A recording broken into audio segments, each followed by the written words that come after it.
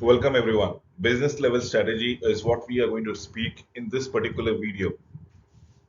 So yes, for any businesses to be successful, you need to have at least two vital focus. One is on the cost. Can you be the lowest cost provider of your services, or perhaps your product? Or can we have some sort of a differentiation, as in what you provide cannot be provided by anybody else? Again, in respect to your services or probably the product that you offer. So that's differentiation focus and the cost focus. So you have to have a cost advantage, as in the lowest cost producer or lowest cost provider, or differentiation focus, as in you're going to segment the market and probably cater to the market that is with the unique features of your product or services that no one else is providing it out. Differentiation firms may differentiate along a sort of a different level of verticals, different dimensions altogether, all at once. Let's say you have a business, you want to provide your product at the at free of cost delivery at your home doorstep. So that's your differentiation. The product might be available in the market, but nobody's providing that product at zero cost delivery. So that is what differentiation comes around it. This is your business proposal that comes all together. So successful differentiations requires integration with all parts, firms. Now, did I say about the supply chain as far as delivery part is concerned, which is zero cost? Now, can you provide that product at the lowest cost producers? Probably not only giving that the product might be available in the market, but at the same time, you are delivering it for free. So it's a multi-pronged approach for differentiation at the lowest cost producer and probably zero cost delivery. So an important aspect of differentiation is speed, or probably the quick response that we speak around here. If you look into the graph, if you look into it, the cost per units on y-axis and volume is on x-axis. Now, as we go the increase the number of volumes, the cost per volume comes down, and that is what the economics of scale is all about. It. So, if you look out here, what happens? It might be 90% of your original cost, 80% of your original cost, and probably 64% if you can multiply it at the higher rate. Now, this is what we also strive towards it, as in the lowest cost producer. As we produce, how well can we go ahead with it? So, differentiations, what are the various verticals that you can differentiate upon it? Number one, if you can have the product that is available in the market, but not the brand name. Your brand name should be associated with pride, with prestige. So that is what we are looking into it. Technological superiority, definitely yes. If your product is some way superior to the other product in some sort, let's say if we let us say about technology, right? Forget technology. Let us say about face cream. Probably your face cream can be very smoothing to the skin. Definitely, yes. One, your face cream can have a product which can be long lasting as far as the other creams are concerned around here. And that's the different technology that we're talking about it. We can always bring in technological products like a telephone, probably, or a mobile, which has superior to the other mobile that has been flooded in the market. So that is what we are looking as far as differentiation is concerned. Innovations new in the market, value added features, customer services, dealer network, distribution network, your supply chain. Is it available at the doorstep that is there around here? And that is what we should all strive towards it. So, yes, differentiation is all about prestige, technology superiority, innovations, new in the market, or new product on the market, value added features, customer service, dealer, distribution network, thereby. The three generic strategies that we have been speaking around here, that is all about cost and differentiation. And the last one would be a focus, probably into a certain segment. It can be niche segment at the high end or the lowest end.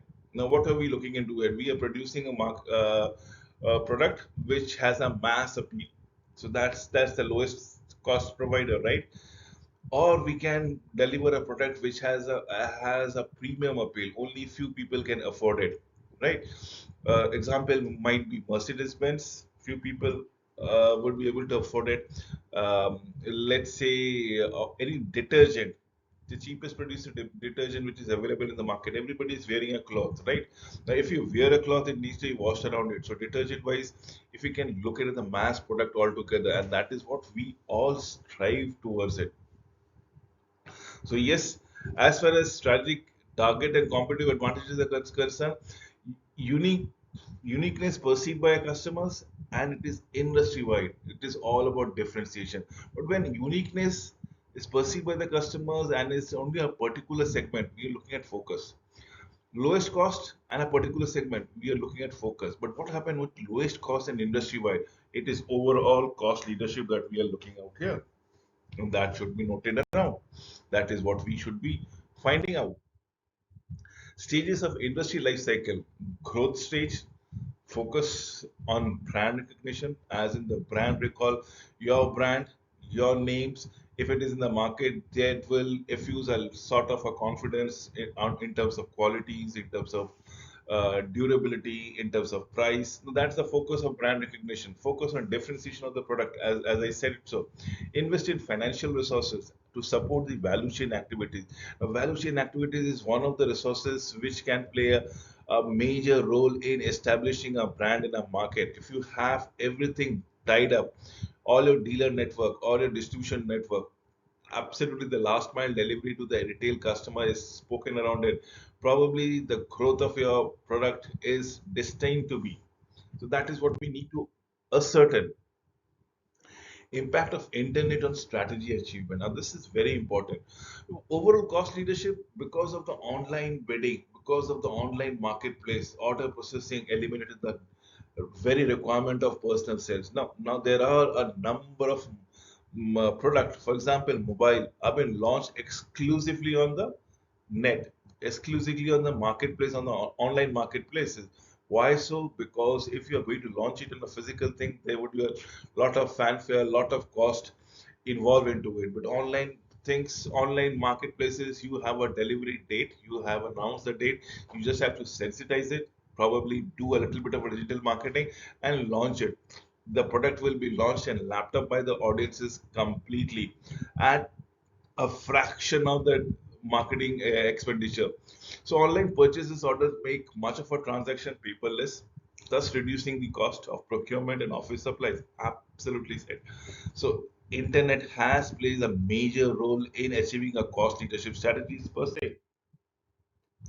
Now, can we have this combination of five forces model of Porter's? What are we looking at into the five forces? We are looking at a high barrier of entry. If we have a high barrier of entry, not every other competitors or not every other businessman is going to pose a threat to a product altogether, and that is very interesting. Next is suppliers' bargaining power. Can we have an increasing bargaining power of the suppliers? Suppliers stating, if suppliers state that beyond a price they are not going to supply. Let's say the example would be of oil or gas, which has been done by the Middle East countries. They are producing oil, but they say they will be fixating the price of the oil for the whole world per se, and that is where the increasing bargaining power of the supply is all about it. Now, can we have a reducing the buyer's power, buyer power?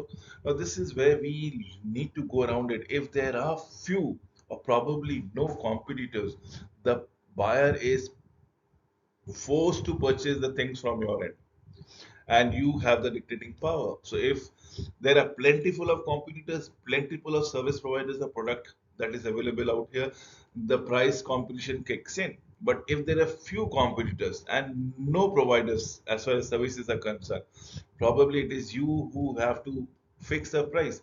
Now, this is where you are decreasing the power of the buyer. Then we have the low cost or high value proposition, as we keep on saying around it, because that is what the substitute product is going to threaten around, and that is what we are looking around it.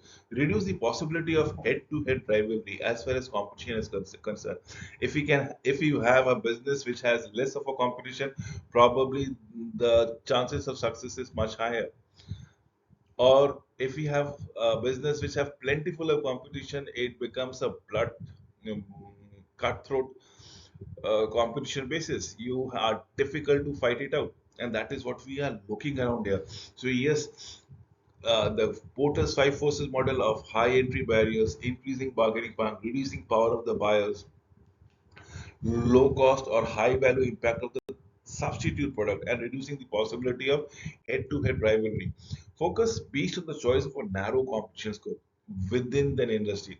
Firms select a group or a segment, probably a niche, if we say. Now, what is a segment? It can be high end, it can be low end, it can be mass market, it can be demographically done from the age group of 18 to 30, from 30 to 45, from 45 to 50, 50 to 60, 60 to 80. Now, this is ages, as I said. I can have a segmentation in terms of gender, I can have a segmentation in terms of geographical location, and so on and so forth. So firm selects a segment or a group of segment and tailors its strategy accordingly. Firm achieves the competition advantages by dedicating itself to all these segments as on when on basis. This is very important per se.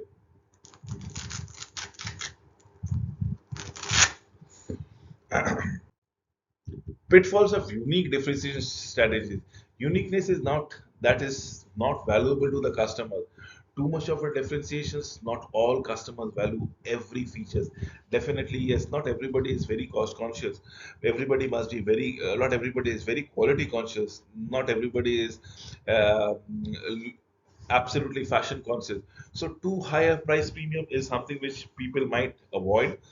Differentiation that is easily imitated by the competitors will eliminate the very fact of a differentiation along here. So if I launch a product and my competitors launch the same product or more or less similar product day after tomorrow at a different price point, do you think I have a market advantages? Probably not. So that is what needs to be understood. It should not be easily imitated. The price should not be very high so that it is deterring the customers from making a purchase. These are the things that needs to be kept in mind. Now, via Porter's force model, what is the different strategies? First and foremost thing, if you have a entry barriers, can you create higher and higher and higher entry barrier? Why? Because this will eliminate any chances of any competition coming in. So create higher barrier due to a customer preferences for a product attribute per se, and that is what is very important. Provide higher margin that will enable the firms to deal with the supplier power, enable customer loyalty, and hence threat from the substitute. This is Porter's things. If you can have a barriers, install it. If you have a barriers, increase it. Why? Because that means you are not allowing a competitor to come up.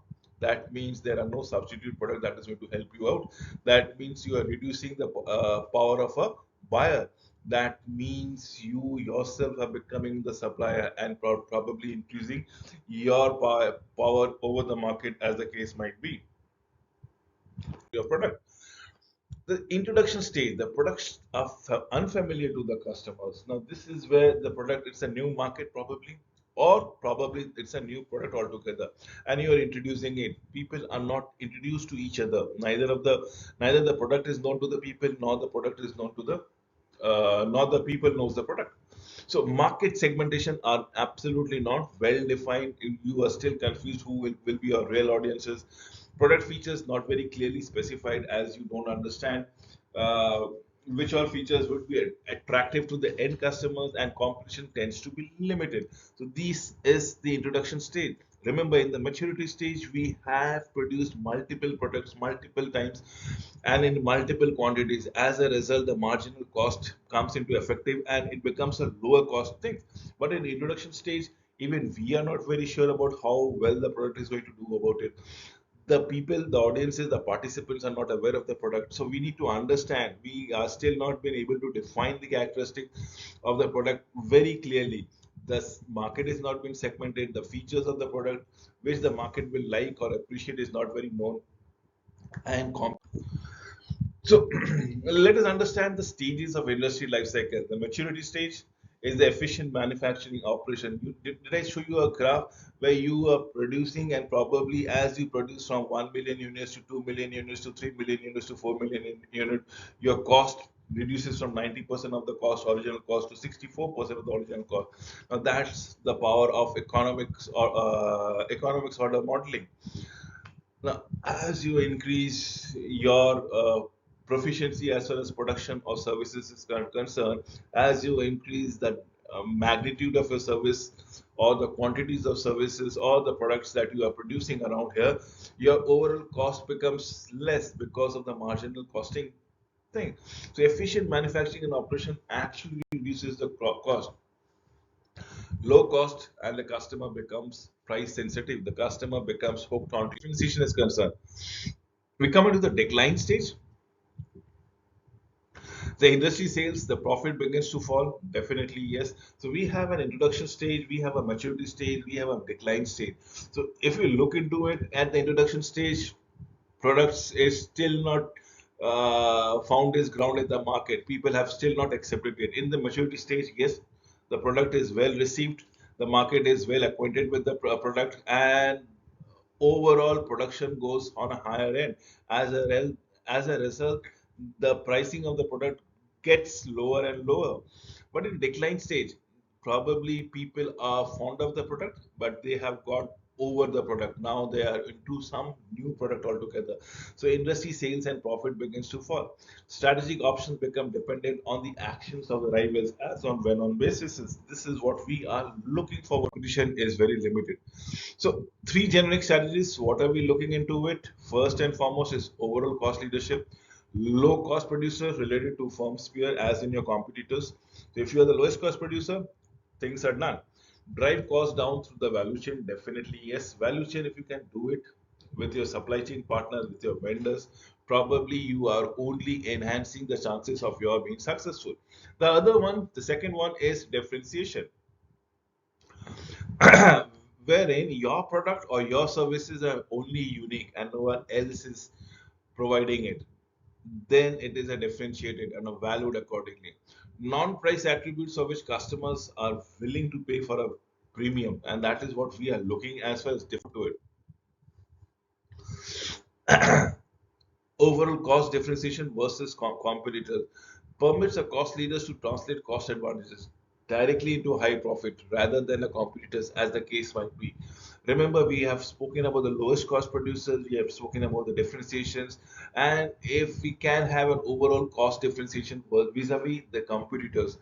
So, whatever product you are doing it, whatever services you're doing it, whatever business you are in, if you are doing it bit better than your competitors at a lower prices, things are going to be good in the long run. So permits a cost leaders to translate cost advantages directly into higher profits, allow cost producers to earn above average profits per se. With this, I come to an end of this presentation. Thank you for watching this presentation on business level strategies.